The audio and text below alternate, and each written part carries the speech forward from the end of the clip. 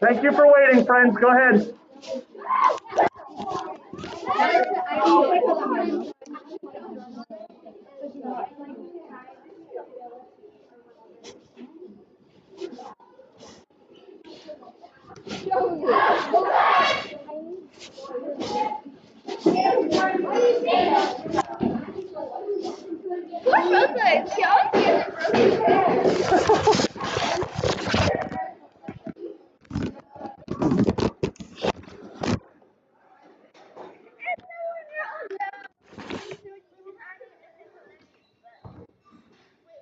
All right, if you have your airplanes from yesterday, grab them, please.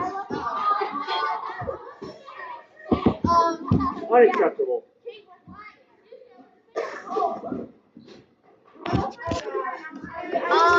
I didn't give you permission to be absent.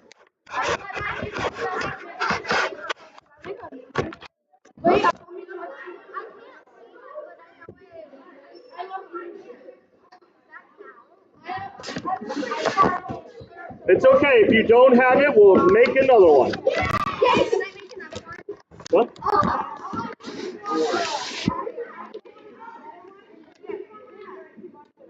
are you?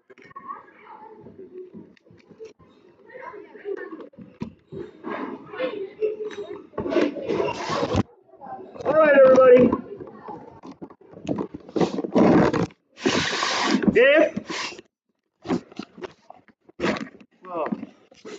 Happy Wednesday, friends. We have one more wake up until vacation. What's that? What's that, Joji? No. I mean, come on, we're making paper airplanes and stuff, dude. Like, all right. If you do not have your plane and you need another piece of paper and some time to fold your world record paper plane, come see me and I shall give you more paper.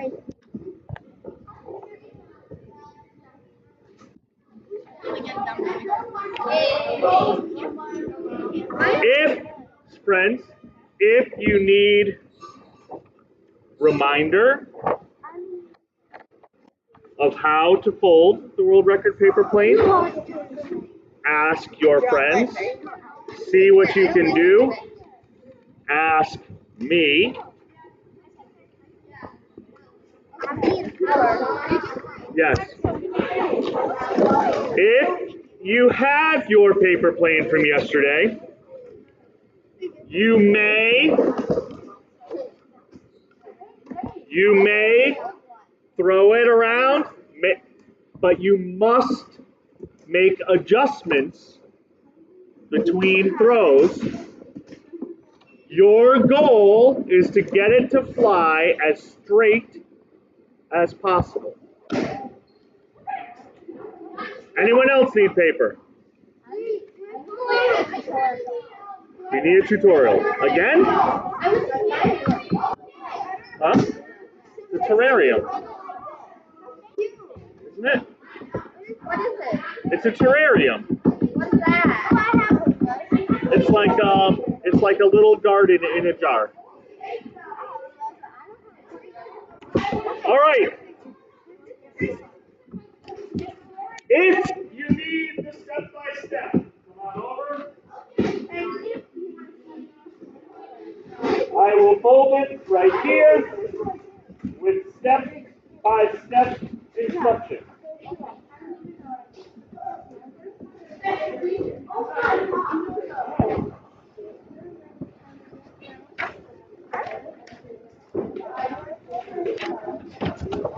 The first move, right corner, all the way across. Line up the top of the paper with the left edge, making a nice, clean corner at the top.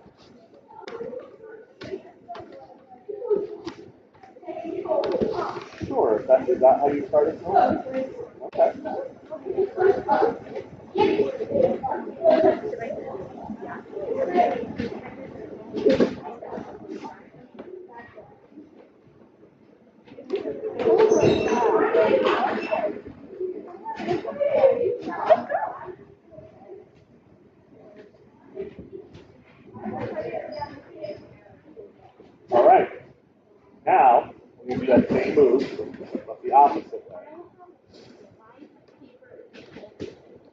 The paper's not folding. It refuses, huh? It's not lining up. Well, so line it up. I can't. Yes, you can. Manipulate that paper. Show that paper who's boss. The difference between not being able to work. Of course.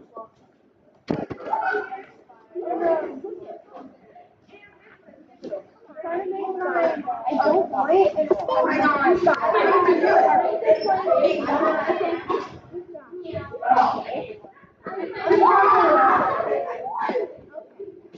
All right.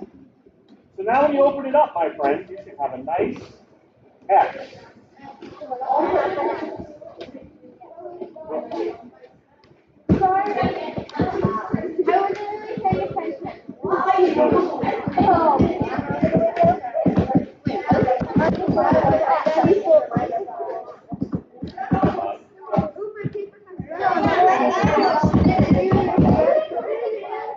Okay. Next move. Top right corner. This edge from the corner down to where you put that first crease. Yes. I have several. There's one by the door and there's one electric one over there.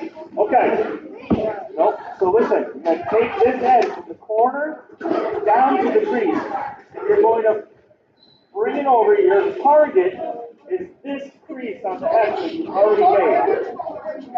So you're going to little diagonal fold. Make sure you line it all the way up. All the way down that crease. Don't just line it up at the top and forget about the bottom. Line it up all the way down that crease.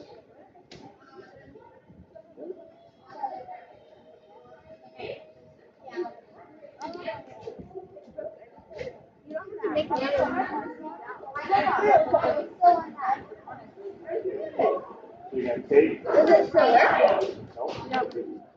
this edge. Use your right hand, and you're going to point at the top right corner. Slide your finger down so you hit the crease right there. Good. So you're going to put that edge, just put your finger down, and we're going to target that X, with that edge. Yeah. All the way down. Oh my God.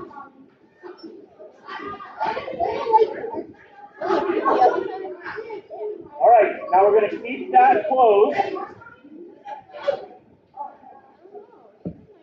Oh. Now we're going to do the same thing on the other side. So this corner, though, the way that you know you're going to be doing it right is this corner is going to line up with that, where the straight line comes all the way across and hits the edge. That corner is going to line up right on the edge, way over here. And you're going to follow that crease down, follow the crease line, follow the crease right down.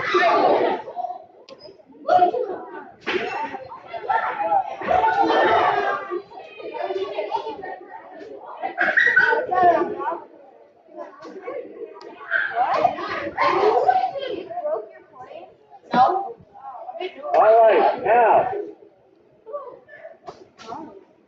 we have nice, let me make sure you have nice, tight creases. Good job.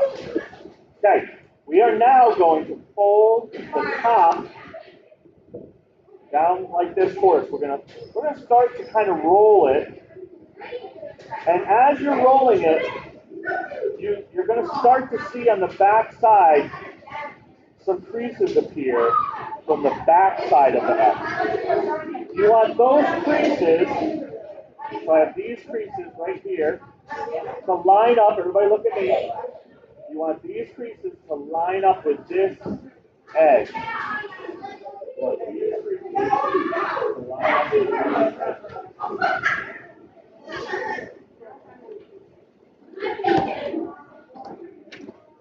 Make sure that you're lining them up on both sides, not just one side. both sides at the same time.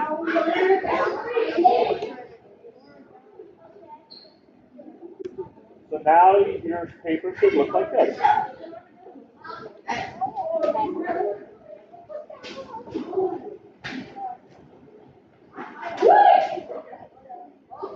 All right, now,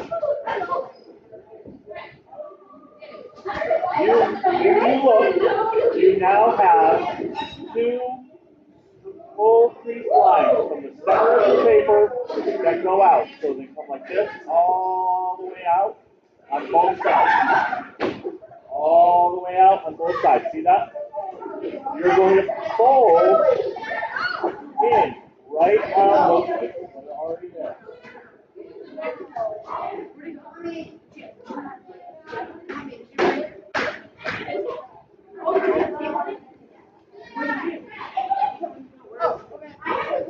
Yeah.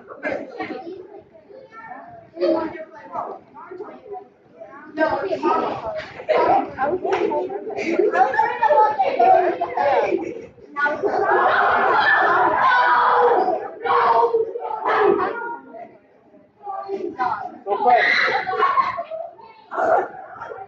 Wait, who's that stuck up there?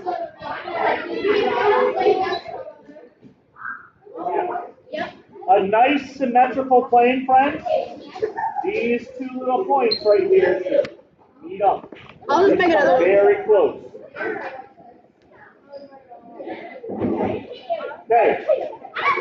Now we have this little tongue sticking out. We're going to fold that tongue up. Do not fold it so far up that you crinkle these edges. But you want to fold it right up to those edges so that it locks the whole thing in place.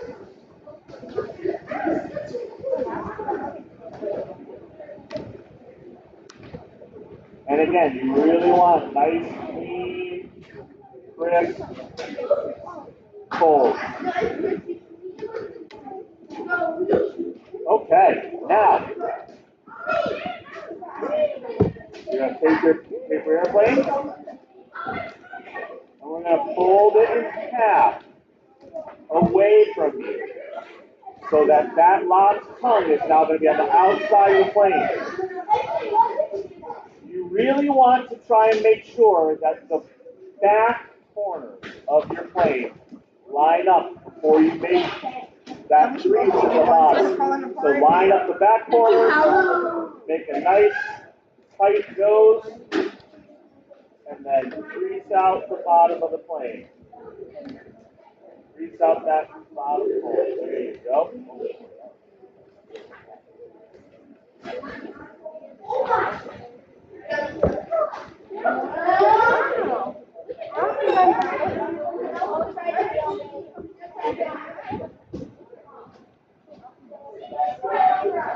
All right.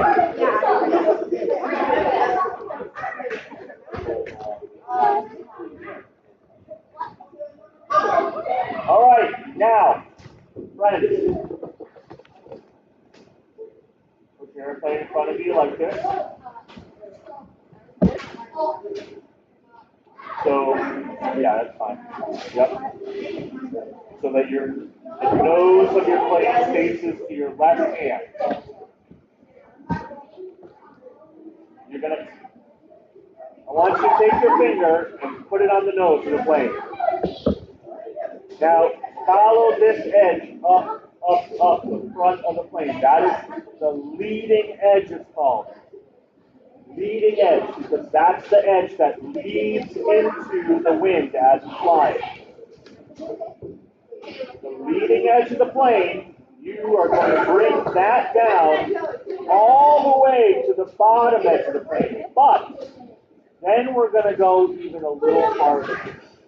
So bring it down to the bottom. The whole thing, not just part of it, the whole thing, all the way down to the nose. When you get down there, you're going to notice in the back bottom of the plane, there's a little triangle of the body of the plane that sticks out. Okay, so if I were to stop right at the edge, if I were to stop my wing right at the bottom edge, there's this little triangle that sticks out. I don't want that triangle to stick out. So I'm going to bring the bottom of, I'm going to keep folding down my plane, keep going until that triangle gets covered. That is the ideal spot to make your fold for your wing. Then all you have to do is when you flip it over, you match the wing on the other side.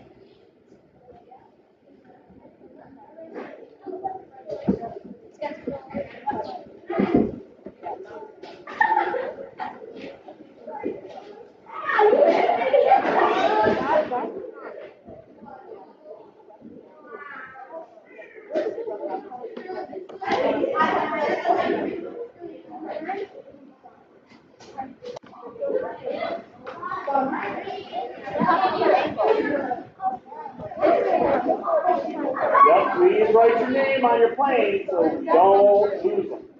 Well, I mean, you might lose it anyway, but at least you won't get it confused. Okay. Remember,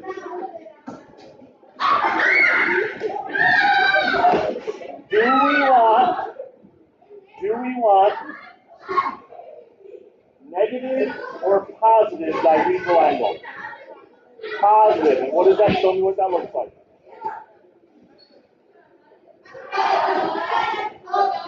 So remember, that's up elevator tape. We want positive dihedral angle with the wings. So you're going to give the wings a little up. Sharpay's character from high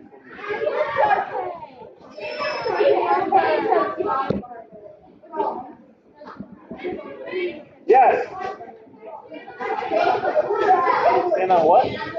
No.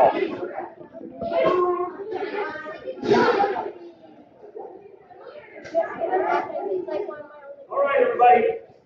Thank you. Do you all have a plane? Yeah.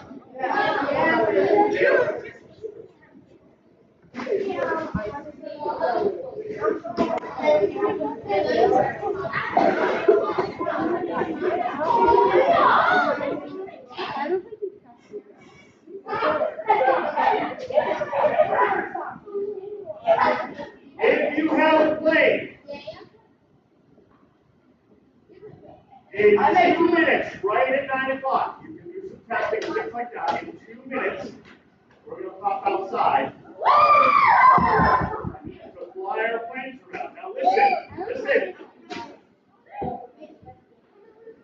When we fly our planes outside, what is going to be the challenge of flying our planes outside? Wind. Yes. Now, I want you, when we go outside, to see if the wind is blowing. If it is, I want you to try throwing your plane into the wind. See what happens? I want you to try throwing your plane with the wind. To see what happens. Like crosswinds with the wind. Make adjustments as you need to.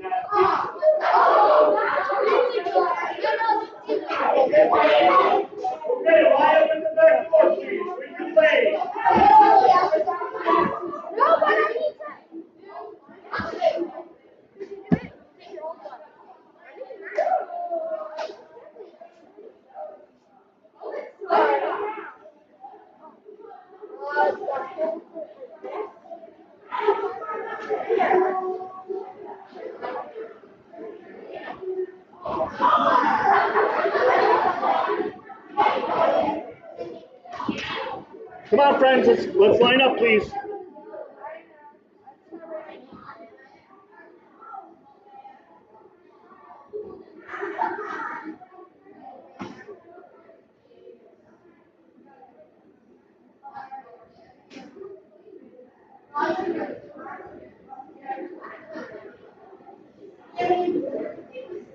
Go ahead, Tracy.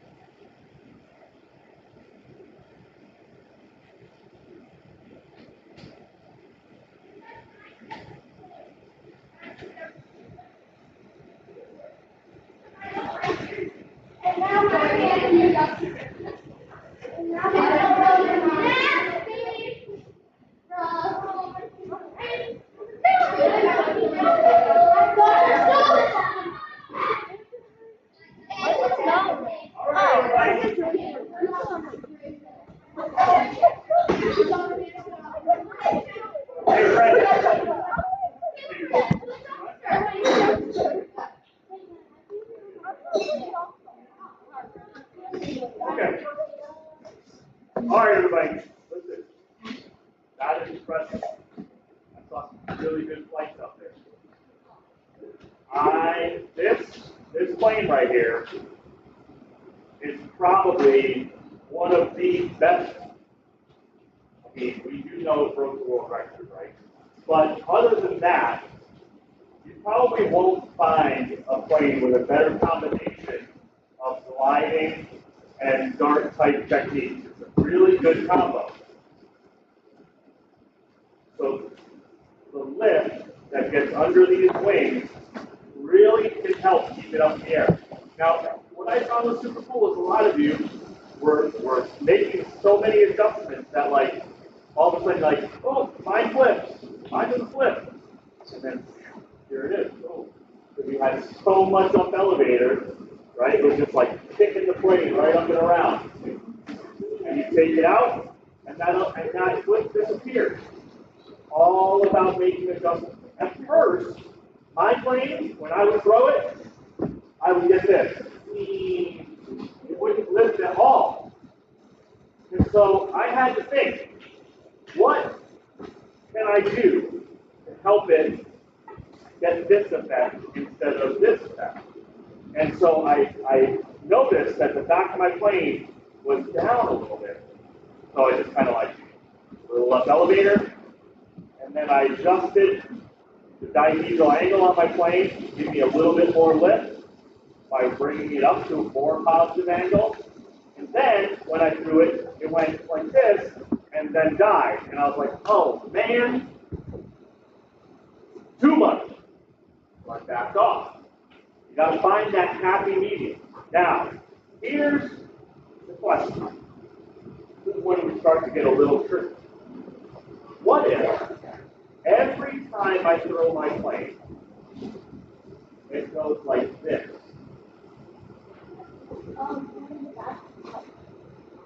And it curves off this way. What is making it do that?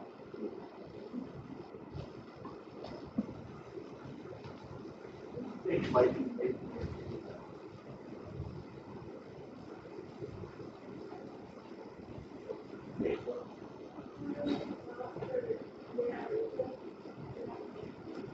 So one of the wings are unequal. In what way? Okay. Yes. Which one?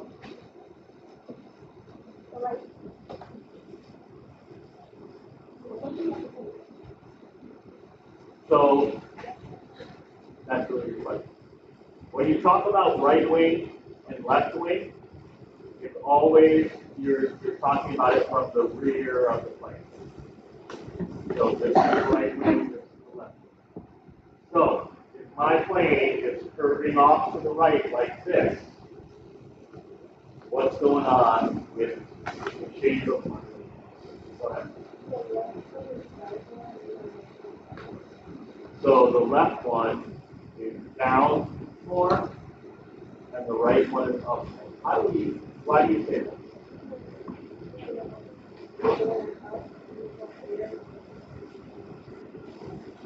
Say again?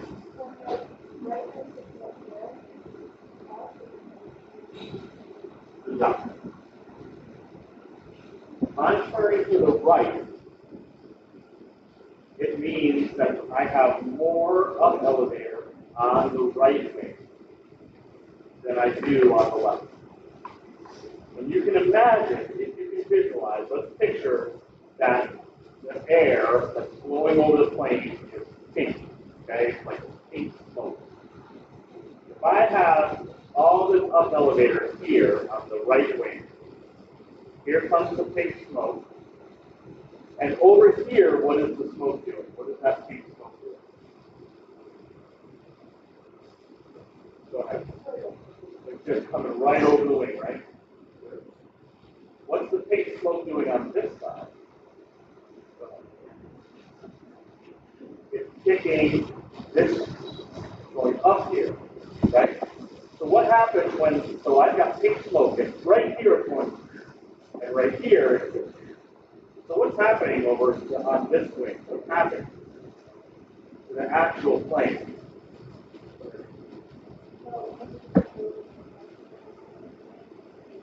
Yep.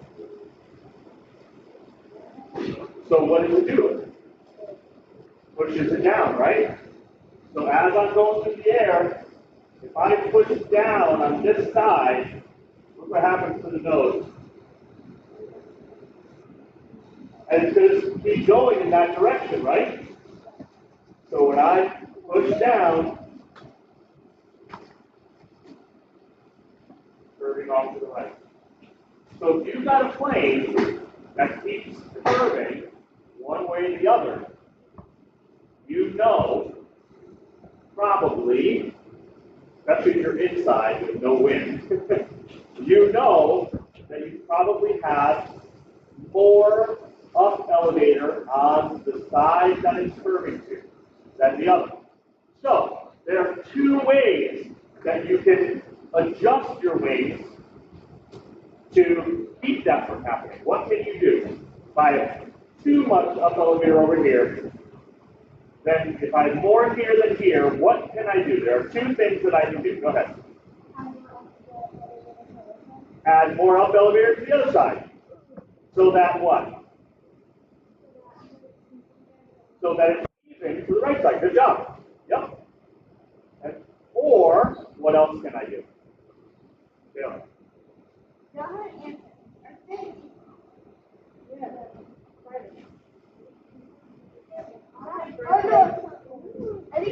All right, what's the other adjustment I can make? So I can add more up elevator here, or I can take some away from the right side. Good job. Because here's what happens. So here we go. I've got all this up elevator on the right side, and my plane is curving to the right. So I'm like, all right, I want it to go straight. I'm going to add a little bit of up elevator to the left side to make it equal. Now when I throw it, my plane goes like this. So now I've got too much elevator on both sides. So now I've got to come along and reduce them on both sides. Now, my plane goes like this. So I had too much before. Now I'm too left. Maybe I take a little bit out of the left this time. See if I can get, so like, it's all about looking at how your plane flies and making adjustments each time. You cannot expect to hold the plane and then the very first time you throw it, it goes perfectly. Can't expect that. If you want a nice long straight flight, every time you throw it, you should be watching what it does and making appropriate adjustments. Go ahead. And what happens? Pretty straight. But it won't go as far because you're adding drag. We'll talk about that tomorrow. Tomorrow we get the 4 forces of flight. There are 4 forces, physical forces, that work both with and against an airplane to help keep it in the air.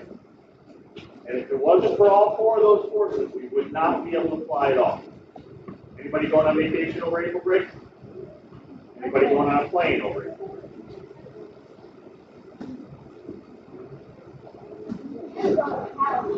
It's so amazing to think that just over 100 years ago, my vacation that's coming up would not be possible.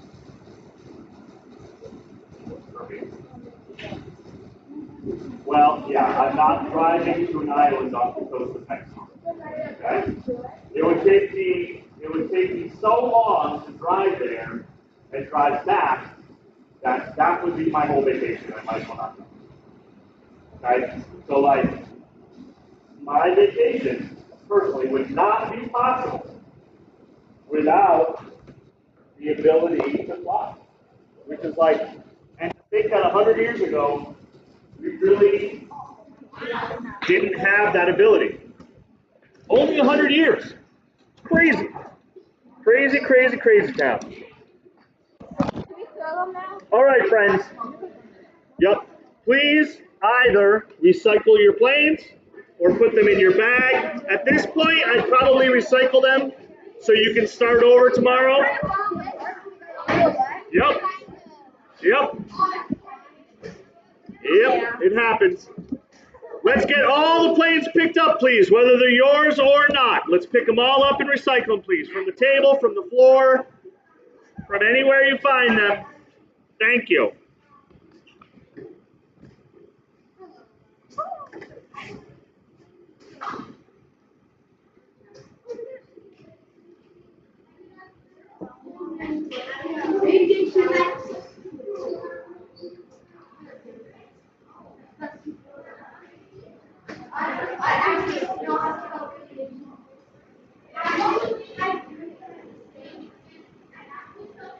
Have a great day, everybody.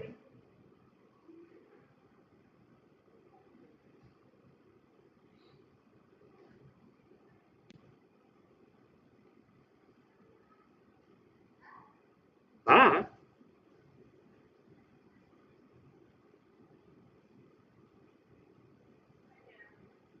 Hi there.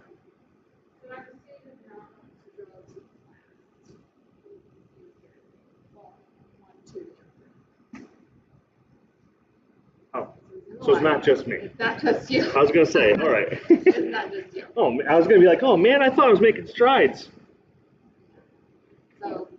telling you he's going to go from grade 4 to French and onward the rest of the day.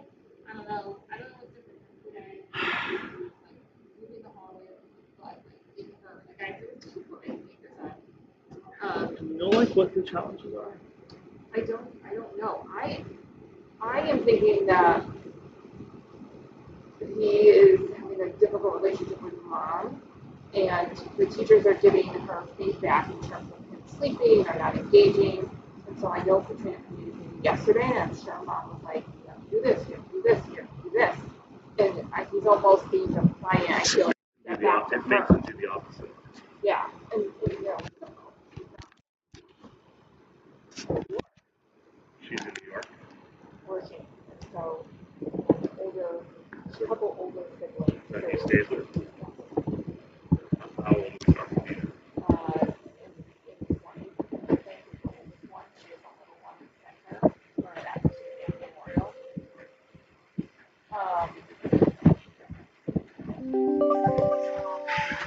I don't know. And every day, like I don't know what gets him into this, like sleeping later today. He's not paying attention, so that hurts. But I need him somewhere. So he is not able to come to class today. If there's anything he can do, professor or in the library now working with the teacher, Yeah, we're finishing up presentations today. Eiffel Tower.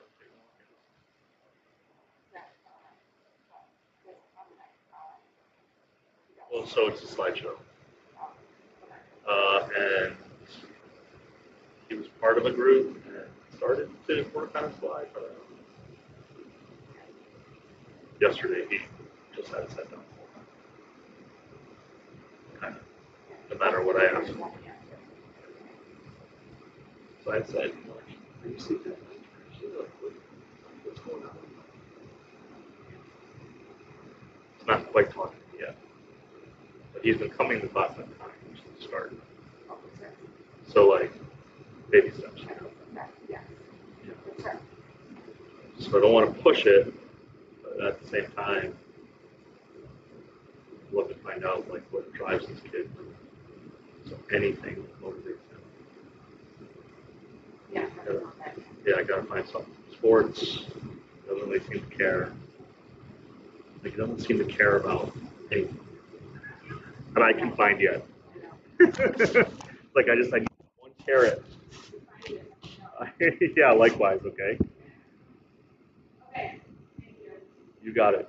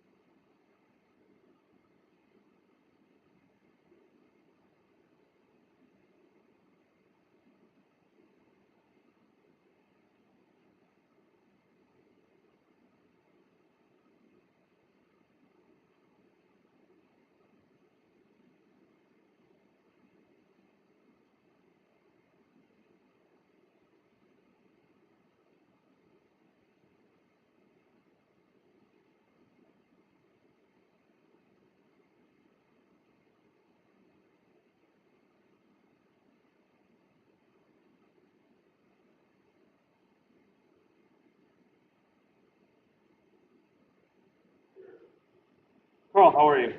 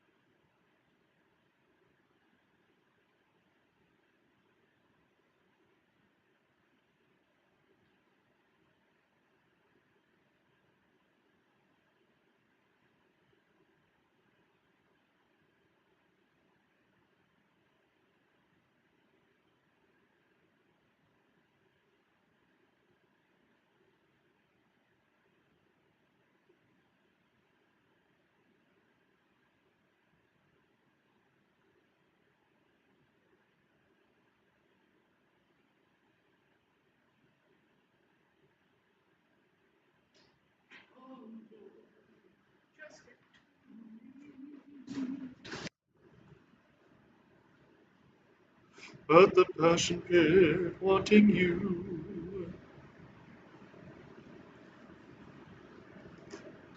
And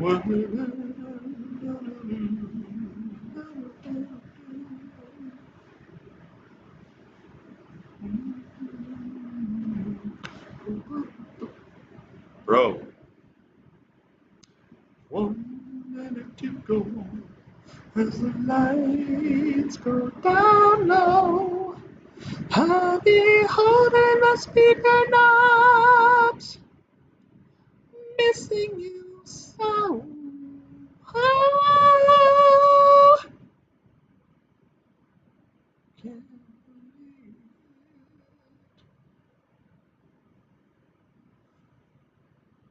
Empty windows I can see through. Might as well be anything. 'Cause the heater doesn't as good as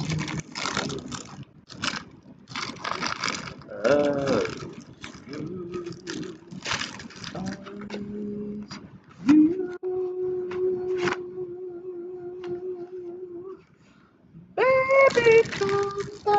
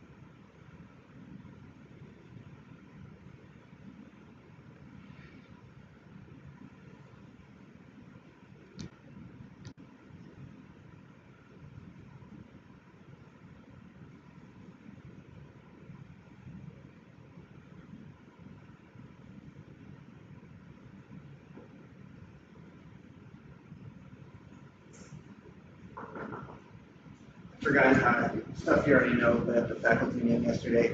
The only thing Christina wanted us to mention, but something that Carl brings up every time, is just to double check the list of who's quarantining. Yes. Because I was like, There's a lot of bit of an uptick. was it at? I was looking at the actual list. Anything happen after Easter? Oh, definitely. Because I was looking, I was like, oh, that person. Yeah, no question. Yeah, Riley tested positive on Monday. Oh, really? Yeah. Because the same kind of thing happened after when I was did Fox and Jazz, like, past the choir. Yeah, I mean, you're very close together for, a week, really, Yeah. between dress rehearsals and Is Riley okay? Or? she feels fine. I mean, she's got a little stuffy nose and she's a little tired, but other than that, she's fine. Yeah, so it's really not, it didn't hit her hard, but, Sunday, she was like, she got home Sunday night, she's like, I've been feeling kind of weird all day and I'm a little achy. And then she woke up Saturday morning, stuffy. took a quick rapid and came back positive. We're like, oh, Ah, all right. But that means, you know, to come in on a rapid test positive, it means she probably had it for a few days at least, you know. yeah. So, good, good times.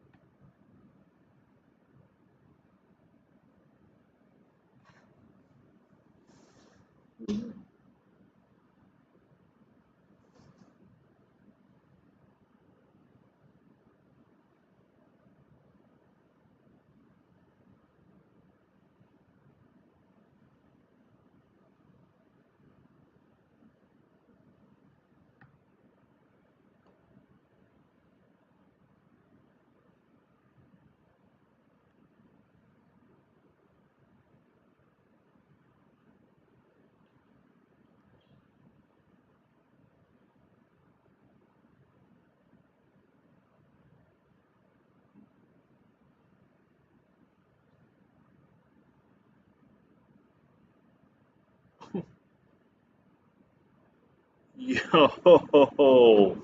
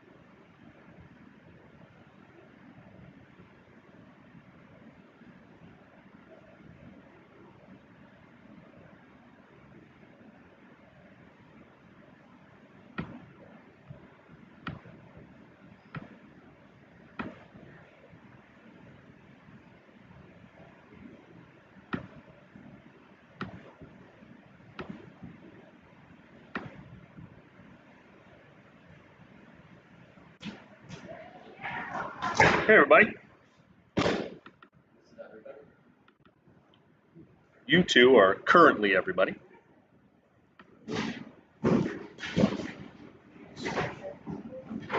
outside now. No.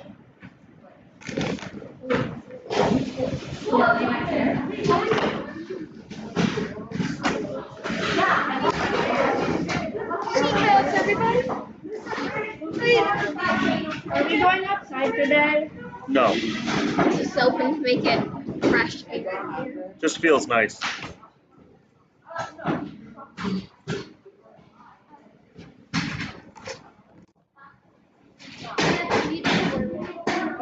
I bet I'm gonna get it.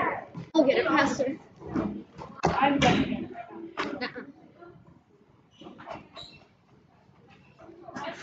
No, my password. This password tries to kill me, I swear. And here's my kid.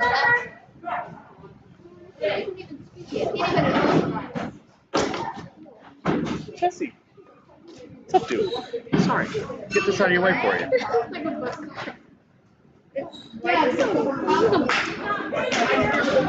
Hey, Keegan, I'm gonna get it before you, okay? Hold on, you have to wait until I get it. Yeah, you already got it. Thank you. That is me. What's up, buddy? Today we are going to finish up our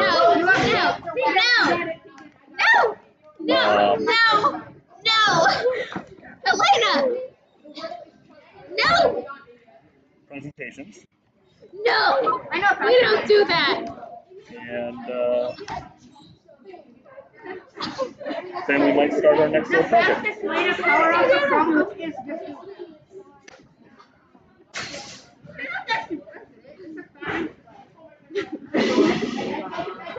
Power restart, not a karma.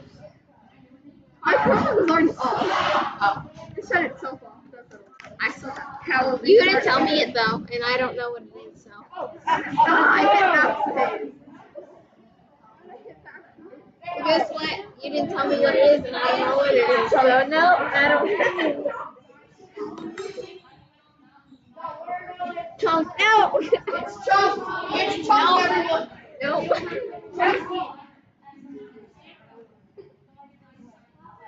Chunk. Nope. I just blocked out my hearing, and I can't hear it. Yeah. I can block out my hearing and not hear it. I did that though for y'all. Well, I had this, but I put that in there. All right, friends, go ahead and join the meet, please. No.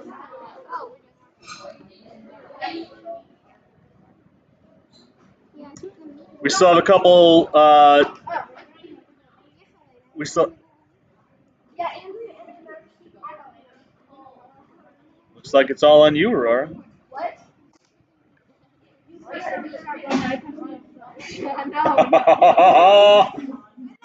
Hey, friends, let's please. Hey, everybody. General announcement. When using our Chromebooks,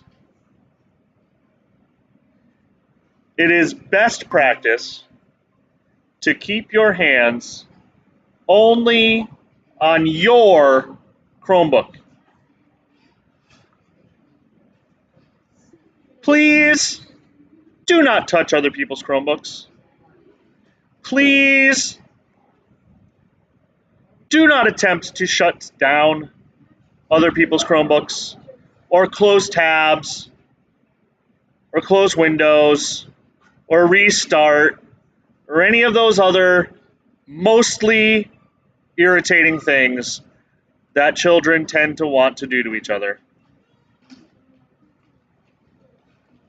Last year, I worked in Bolton, and part of my job for the whole school, not only was I the tech ed teacher, but I also did Miss Fielding's job, which is I was in like the first line of defense for Chromebook problems.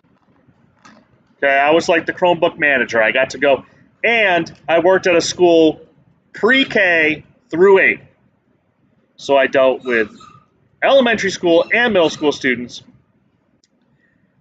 And I would say at least 10 times, probably more, I had to reset from the beginning a student's Chromebook because other students were trying to mess around and kick them off their Chromebooks and hit the wrong code of buttons and started the whitewash process on the computer, and it was no bueno.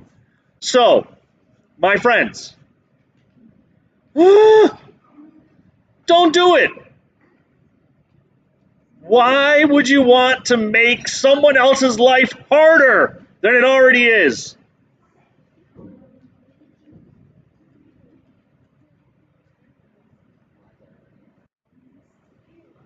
Yeah, all of our lives are already pretty darn difficult right now.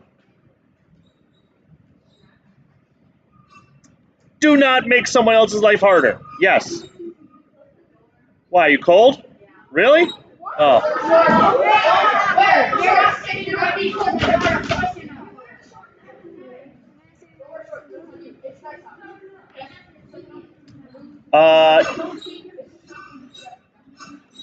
Yeah, I mean, I guess. I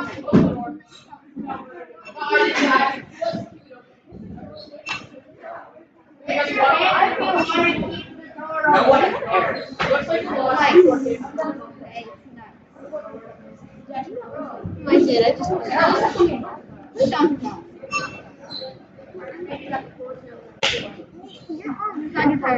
Yeah, it does. Sure.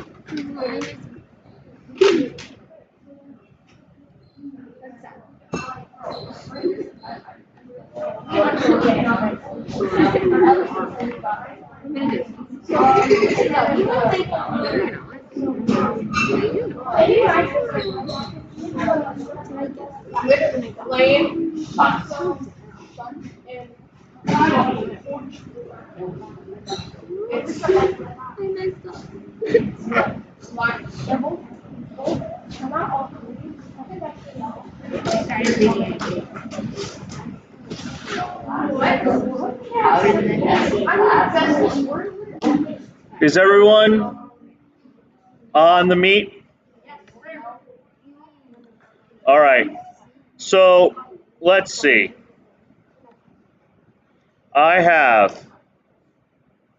I believe, Helena, your group presented.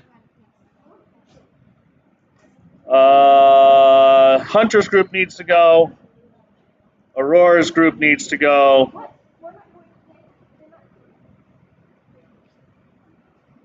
I'll help you.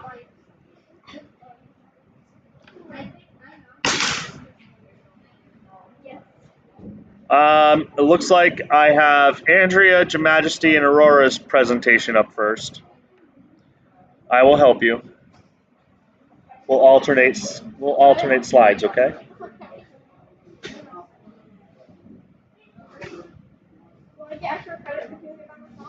Extra credit? But you're not doing it by yourself, you're doing it with me.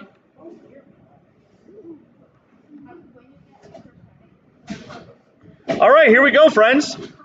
Eiffel Tower by Andrea, Jamajesty, and Aurora. What's that? 2 of the 3 of them are absent, so I'm going to help. You can go first.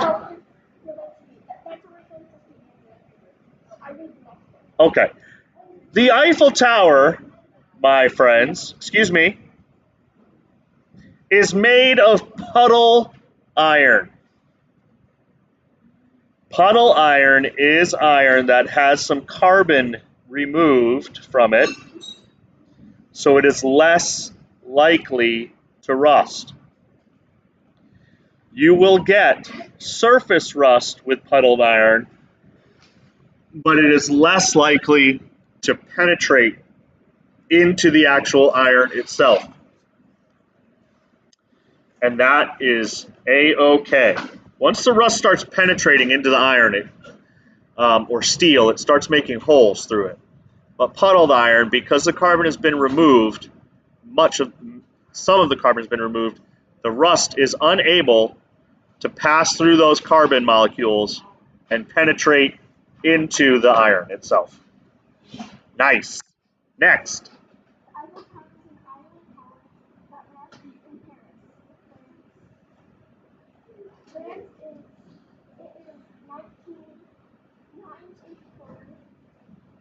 The Eiffel Tower has 4 pillars that are focused on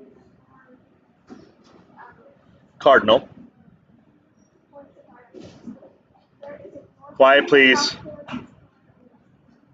Yep.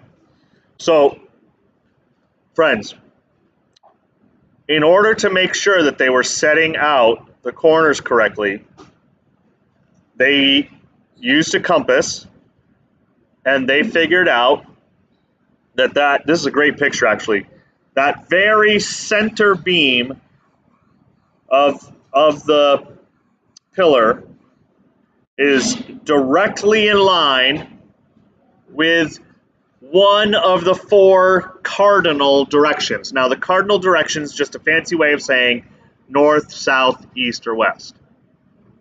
Okay, so they took a compass, they figured out exactly where north was, and that's where they plunked the first pillar. South, exactly. East, exactly, and west. Cool.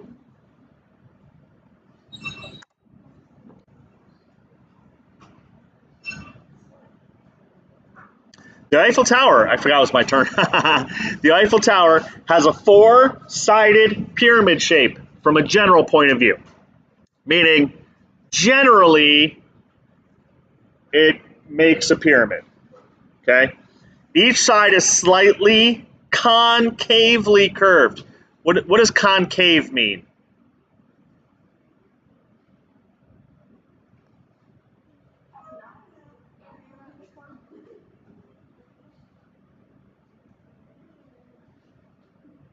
Anyone? Concave? Maneth?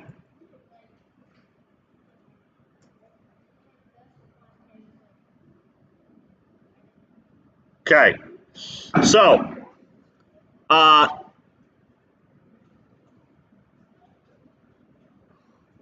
many, if you're wearing glasses, go ahead and take your glasses off and show them to your friends around you. Yes. Yes.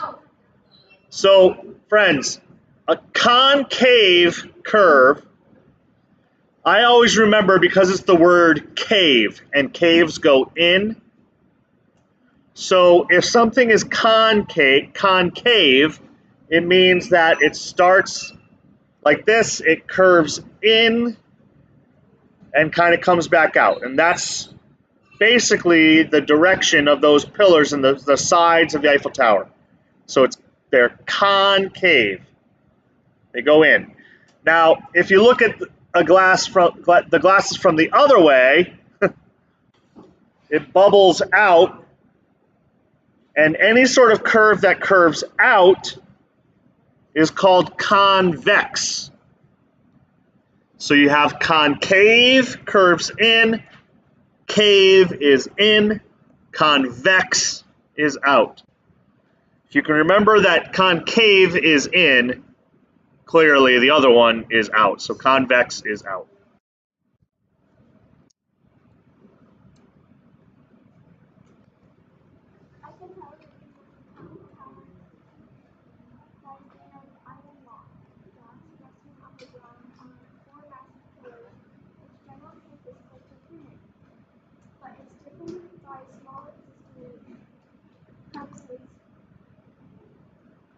Curvature of its sides. Yep. It has patterns all over it and go under it.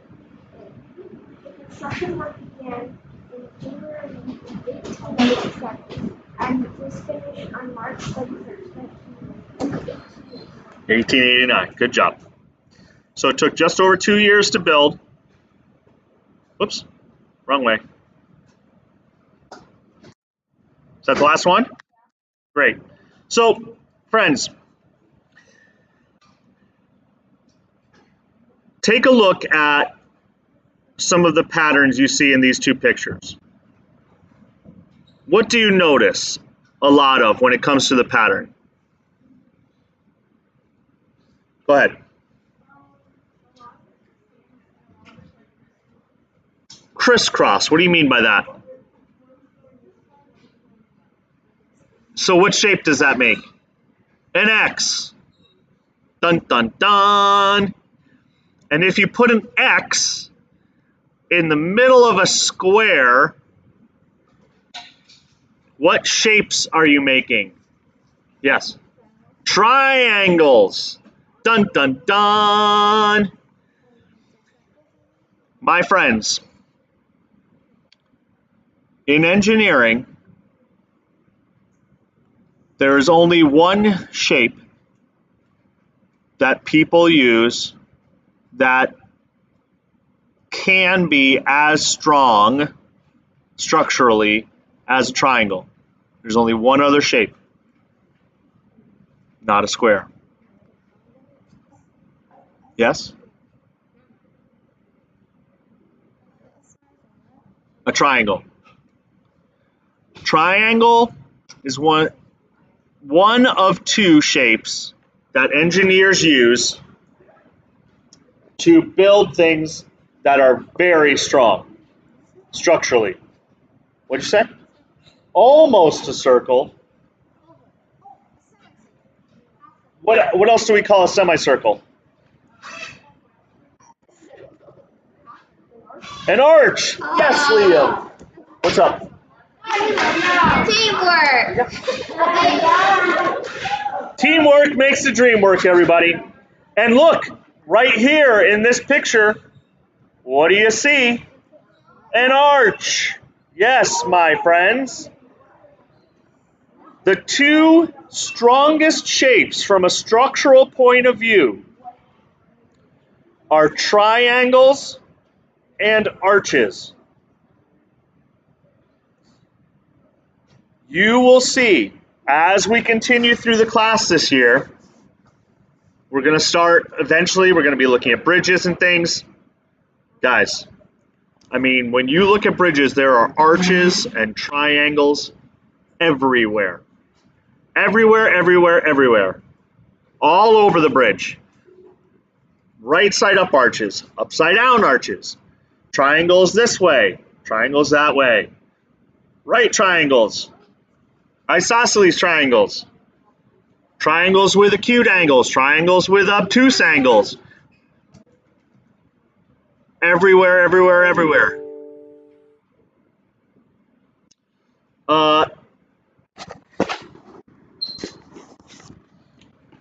Yes. Can you have a tissue? Right here, in front of Helena.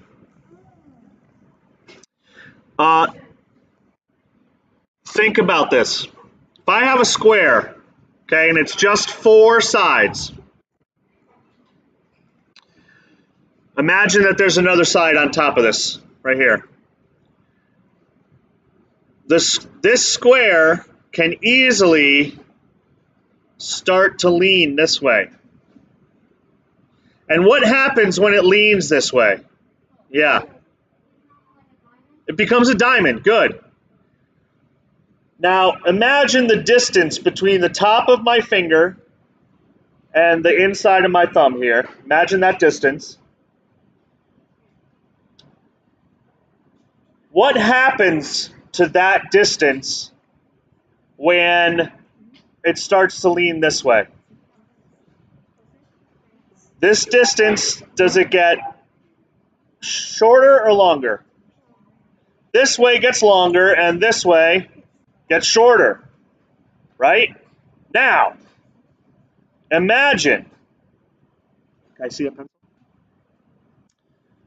I have a pencil.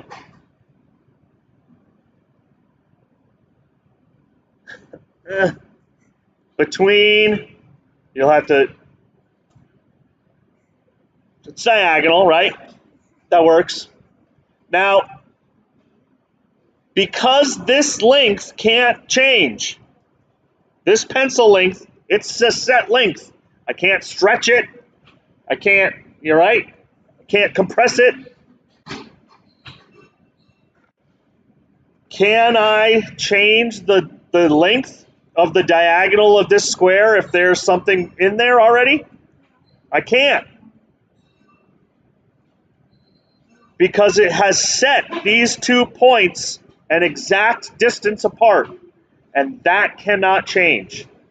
So when you put a diagonal in a square to make a triangle or two, to make 2 triangles, you have exponentially increased the strength of that shape. And then put another one in there to make an X, so now we have 4 triangles. It's even better. The more diagonal braces you have, the more triangles you make, the stronger your structure. Woo! Yes! Engineering, baby! Y'all are so smart.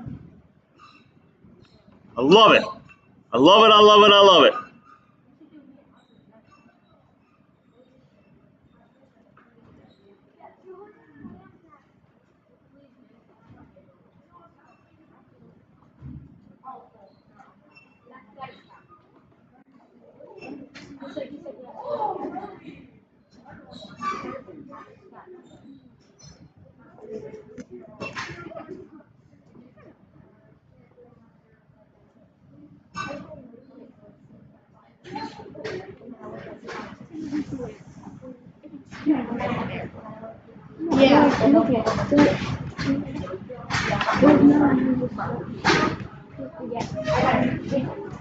I can take an Now what if I look at educated? You've done When are we going to start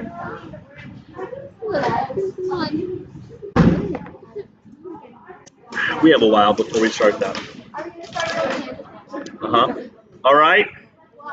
We have one more, I think, one more. We definitely have to do Hunter and Liam.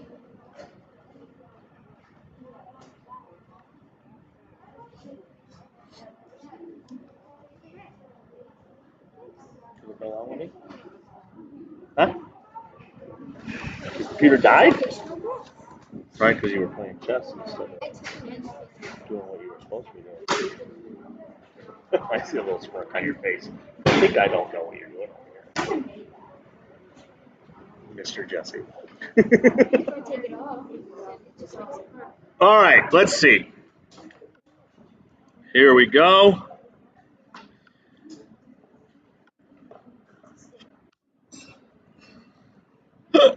Whoa. Hunter and Liam, the Eiffel Tower. Here we are. Ready, friends? Thank you. Excuse me. Shh.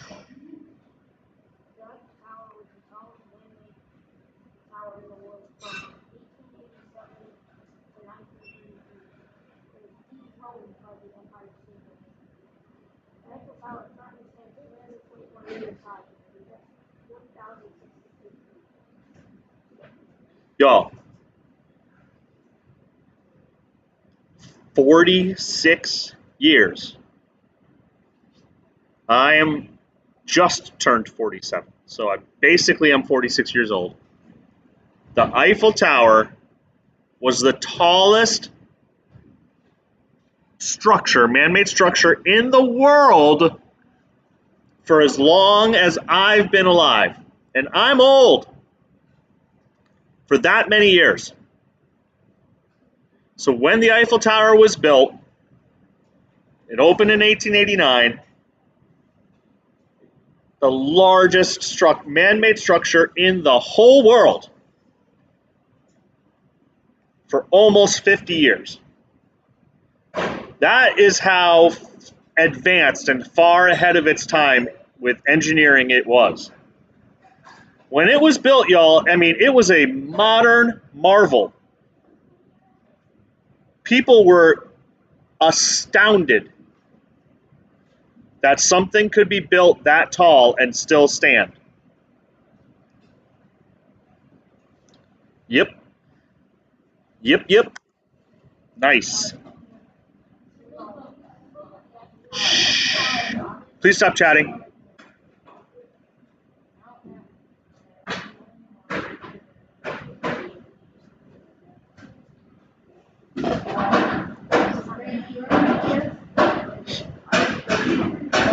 Hey, y'all, why are we chatting? Still.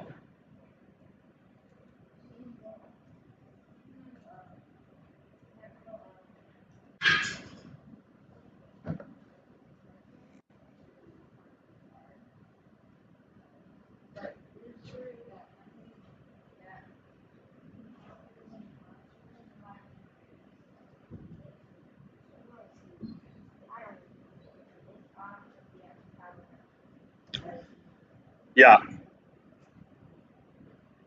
So, y'all, France is,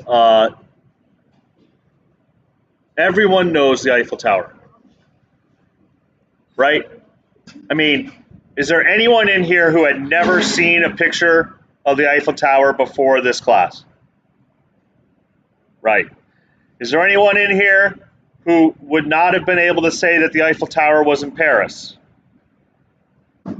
You? Oh, go ahead. Can you chart? Here.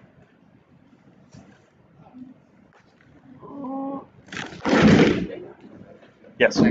Yeah. All right. The Eiffel Tower is probably one of the most iconic symbols in the whole world.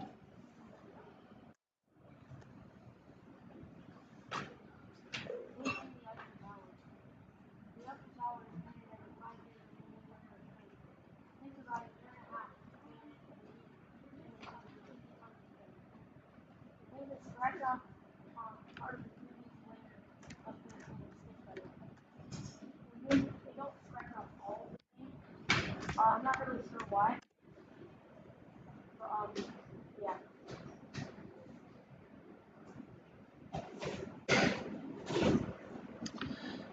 So,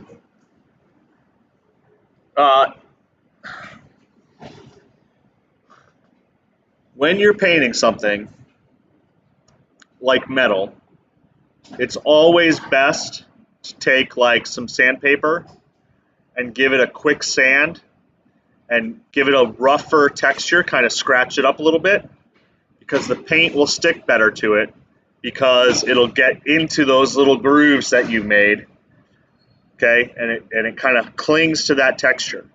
If it's a very, very smooth surface, that's when you tend to get like paint that bubbles up a little bit and then will start to flake off. Okay, so you got to take something to kind of scratch it up a little bit, the surface up a little bit first. But yeah, they put 50 tons of paint every 5 years. How much is a ton? 2,000 pounds. Good job. So that would be 50 tons. How many pounds is that? Go ahead. 100,000 pounds of paint every year. Every 5 years, sorry. That's a lot of paint, yo. Dang. That's a lot. And it takes about, doesn't say it here, but it takes about a year and a half to paint the whole tower. So every 5 years, they spend a year and a half. So a year and a half, and then 3.5 years later, they start again.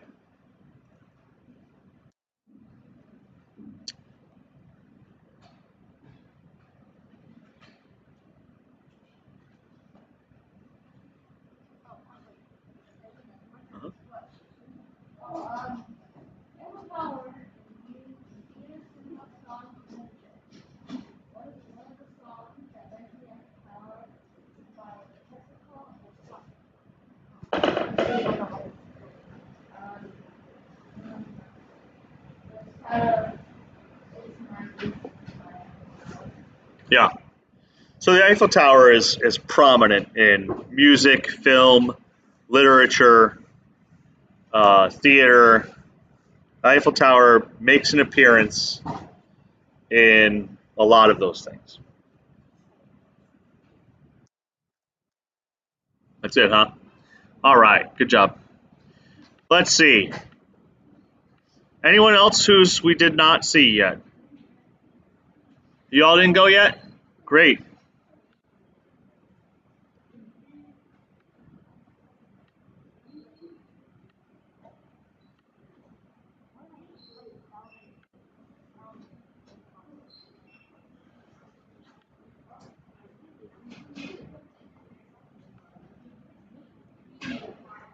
All right, here we go.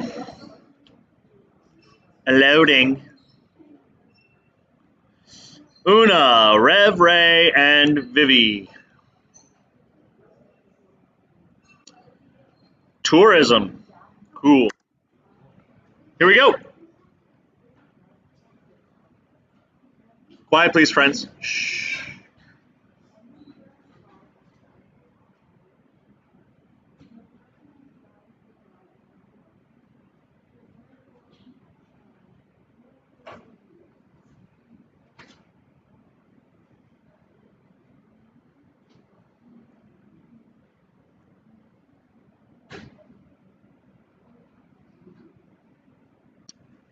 Are the people invisible in that left picture?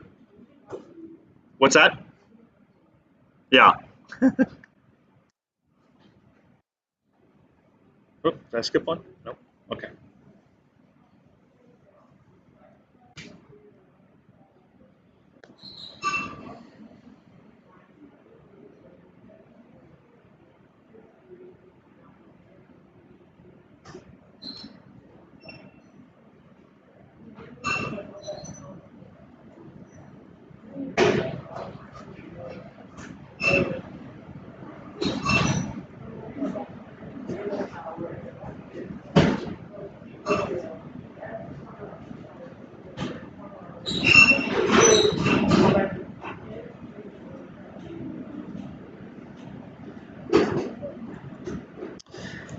So yeah, there are several ways, y'all, to get to the Eiffel Tower. Most people most people will take public transportation in Paris because the public transportation is very, very good there. The subway system is excellent. It is clean. It is fast. The boats on the River Seine, so that you can see the boat in the first picture here, even though it should be aligned with the. So it's a beautiful boat ride. So you can just hop on a boat for like nothing. Just go up and down the Seine River and get off near the Eiffel Tower. And the buses are a really good way to travel too. The buses are super nice in Paris. It's like, wait, this is a city bus? But they're really nice. And anytime my family travels, we almost always try to exclusively use public transportation wherever we are. Because it's a cool way to kind of get in touch with the culture of the place and see the sights.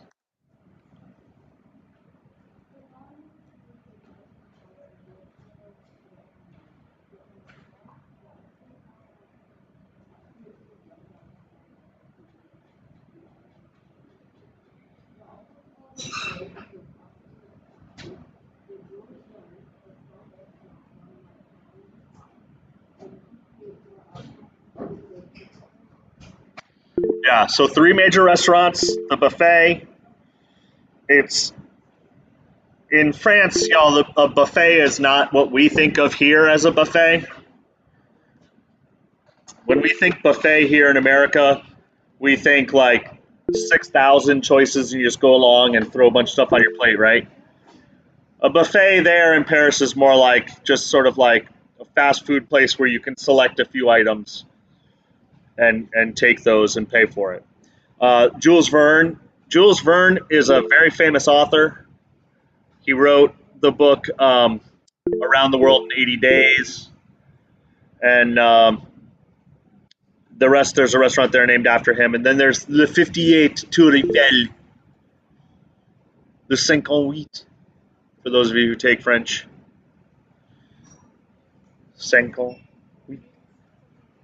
58.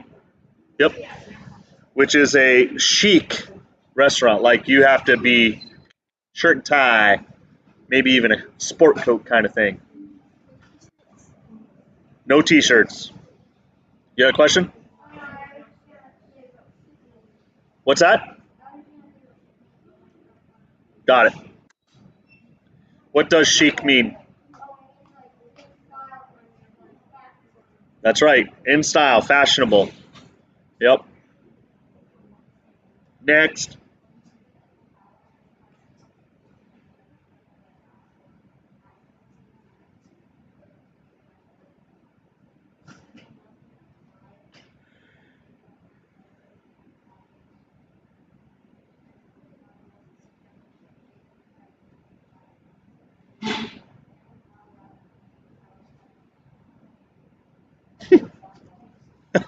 Only blind dogs are allowed on the tower. If your dog can see, they can't go up the tower. That's not what this means. So what that means what this means, I think, is that service animals are allowed up. So, like, if you have a dog that is leading a visually impaired person, that dog would be allowed. Yes, sometimes it is closed due to weather. Woo!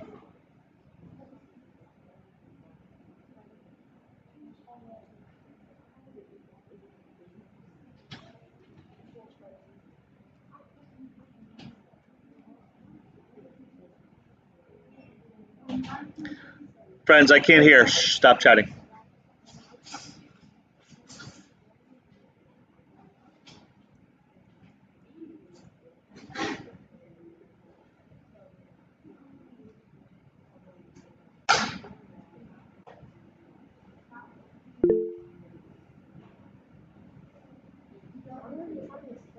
Please stop.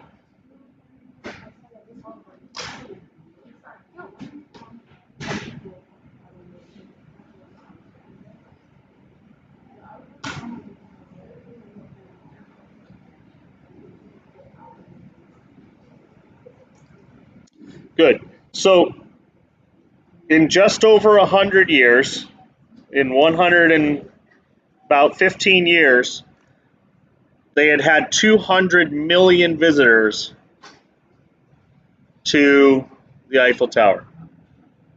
Yep. Crazy. Nice. Good job, everybody. Is that going to do it, do we think? Let's see. Sydney's group went. Una, Sydney. John, did your group go? Your group went, right? John, Robert, and Justin, did you guys go? You haven't gone yet? All right, good. Let's do it.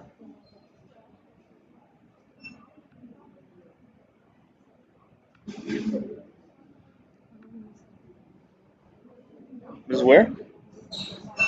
Ms. Reinhardt? Dude, there's only like 5 minutes left of class.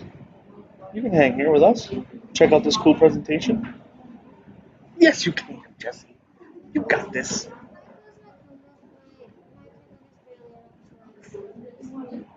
Bruh.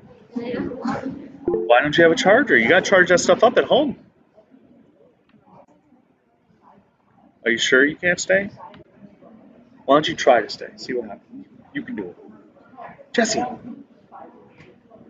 Jesse. Come on, man. No.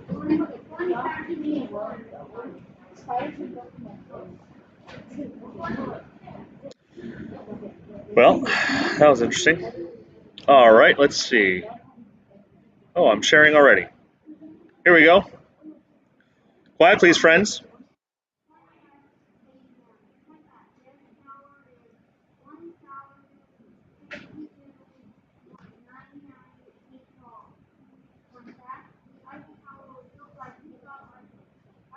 Stop talking, Liam.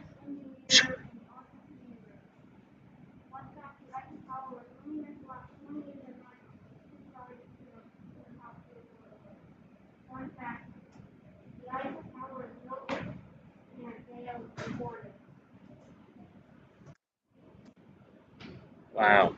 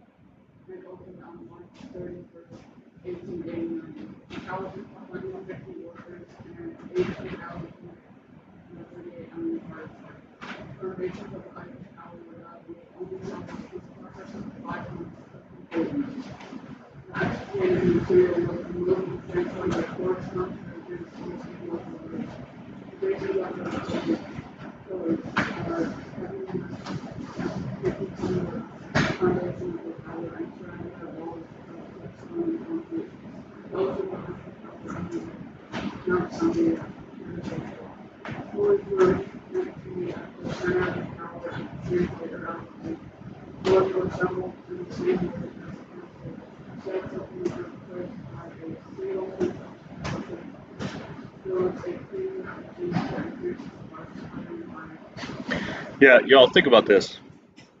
In 1887, there was no such thing as like a backhoe or a bulldozer.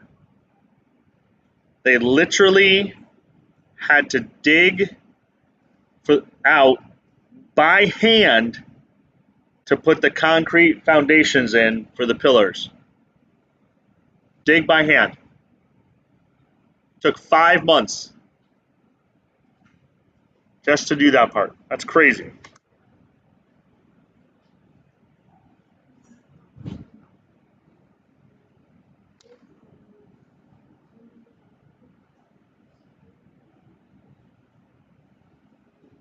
Can you be loud, please, Rob?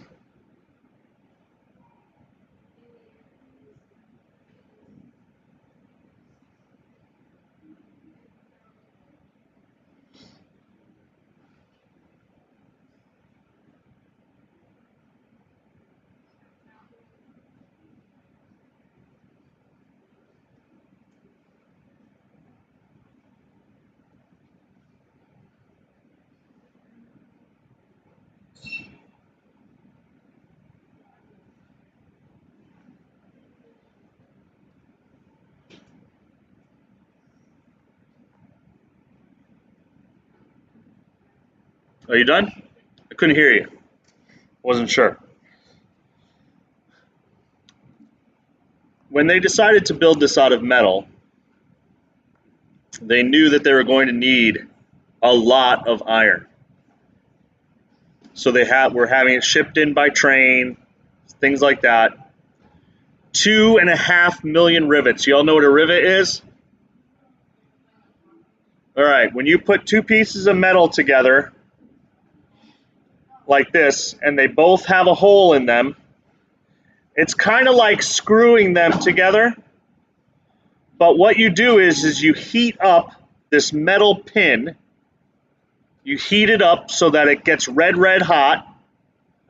You hold it over the hole and somebody pounds it into the hole. And that way, when the metal cools, it expands into the hole and holds the pieces together. Because you can manipulate the shape of metal, of iron, when it's very hot, right? Kind of like, going to a blacksmith and like they make nails or knives and things out of steel and iron. It's the same idea, but this time you're using a metal pin and you heat it up really hot to put the two pieces together. That pin is called a rivet. So there are 2.5 million rivets in the Eiffel Tower. Yes.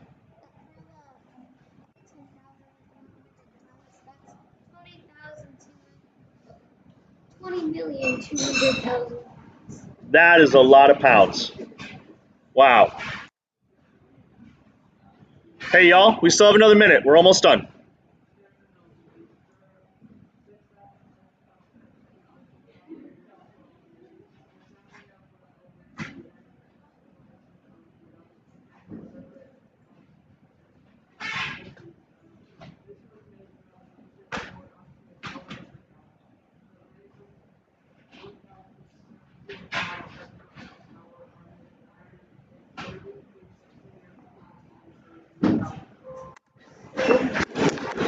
Nice job. We almost made it.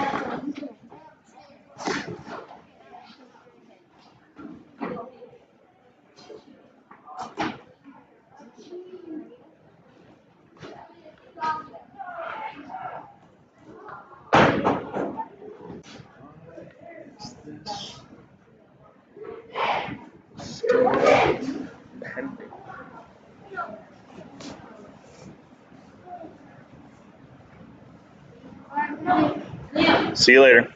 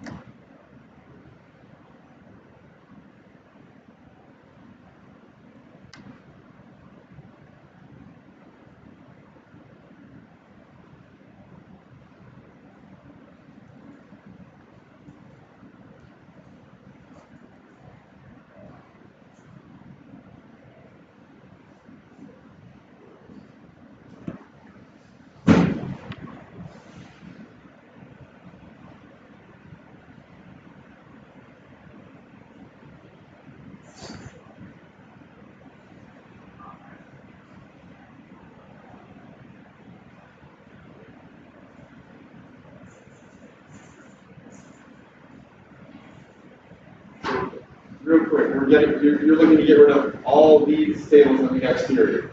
Yes, sir. That one over there, everything. Not those two. Not those two. Okay, so all these gray ones and then the black ones. Okay. Just these ones on this wall. These two walls right here. Okay. Like that. I'd like to probably, because I need some tables to set up like the 3D printers, and I'm gonna need one. I think I'm gonna use that one right over there by the outlets to set up the CNC router. For now, yeah. But I mean, honestly, like,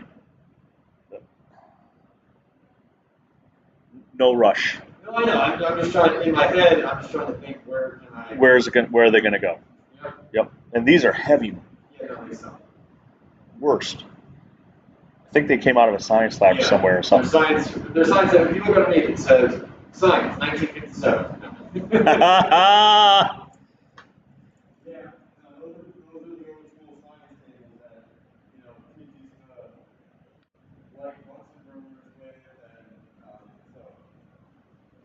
Yep. Cool, man. Thank you. What's up, y'all? Hi. I know. Where were you this morning? Well, no flex, so like, yeah. How you doing? Good. How are you, Mac? Good. Good. Did you finish that thing? Almost. Great. Miss Amaral really is very interested in seeing it. She's excited for your project. Are you only doing his room or else you? You can do my room. I'm redoing my room soon. I'll make my mom pay for everything. I love scissors. These scissors suck.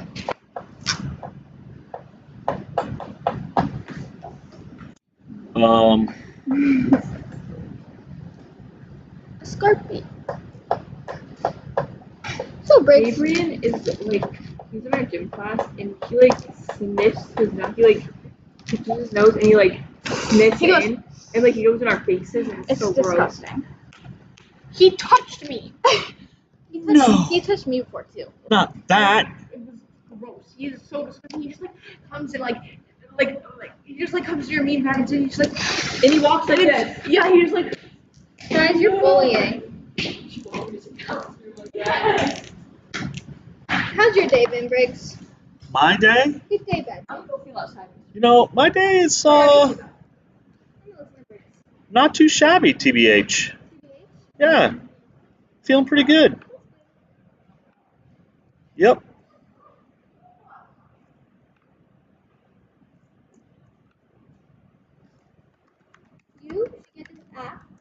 Finch. It's a little birdie app, and it's a self-care app, and it's awesome. Finch? Yeah. What does it do? It's self-care app. What does that mean? It gives you like, so basically you have this bird, and it goes on like adventures and stuff, and brings back gems. So you can like buy stuff with the gems, but to get energy to send it on the adventure, you answer these questions. There's like things where you can rant in it, and like take like different like quizzes and stuff. It's actually really fun, but I don't know how to explain it. Is it like mental health care? Oh, that's pretty cool. I got Jalen has it. I tried to get Max to get it. Ava has it. Maddie has it. Addison has it. I've convinced all my friends to get it, except for Max. She won't get it. Well, I still have storage right now. Oh, I made storage. For Finch. Yeah, Finch. or Rochi. Yeah, she named hers Rochi. Mine's name's Waffles. That's so cool. You could actually put a name on it. She named hers Rochi. Arterarium. Terrarium. I've got a bruise on my knee from yesterday in this room when we came here in TI. You got a bruise on your knee? Yeah. Why? What'd you do in there? Bye, Greg. See you later. Guys, we got the pass. Matt, it's your job today. Bye.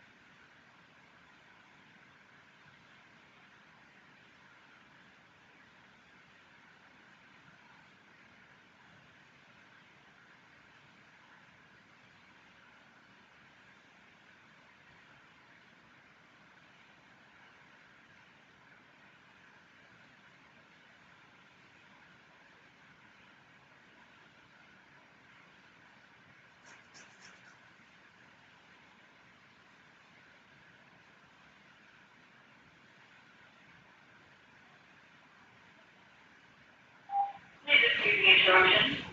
Chris Dallas, please report to room 15.